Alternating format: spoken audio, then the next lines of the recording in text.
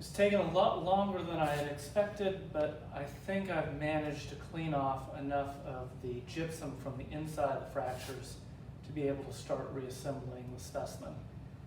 This hasn't really been a job that I enjoy because as you prepare away a lot of that gypsum, you're also removing a lot of the coracle bone from the inside of the fracture. But it is necessary to be able to fit pieces back together. Okay, the glue that we like to use around BPL is called B-72. This is a high-grade thermoplastic resin that can be dissolved in acetone. We purchase it in bead form, and then we can add it into a container of acetone and mix it to a very specific consistency. So for example, we can mix it up into a very watery product that we can then drip down into the fractures and cracks of specimens and harden them up. Or we can mix it thick like honey, and that way we can actually drip it into the fracture. Now these two halves actually fit together very cleanly, so I'm ready to go ahead and glue them together. Now I've had problems with the thicker B-72 in that if it's not really the perfect consistency, it won't seep very well down into the cracks and crevices along the broken edge of the bone, which means that when I glue the two halves together, it doesn't create a very solid bond. So one trick I've started using is actually applying a little bit of the thin B-72 to each side of the break.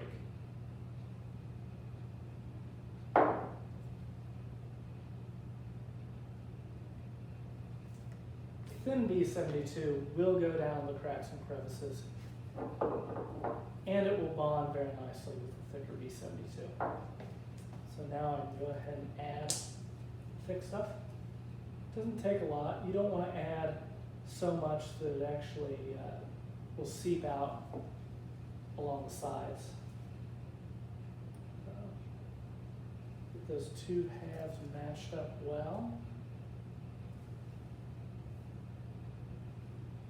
Now it can take several hours for the acetone to fully evaporate from the specimen, but I don't have to stand here and hold it because I can just let gravity do the job in this sandbox.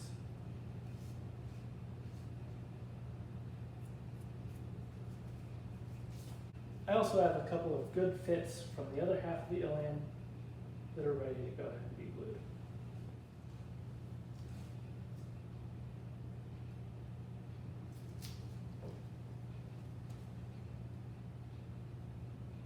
The one thing that preparators and conservators and collection managers like about B-72 is it's reversible. For example, if I discovered later on that there was a piece of bone that was missing, and I found that bone, I could actually add a little bit of acetone back to the specimen, remove the glued on portion, and reattach the broken piece. It's going to take a couple of days to finish gluing all these different pieces back together, and next week I'll show you what will hopefully be a completed phytosaur ilium.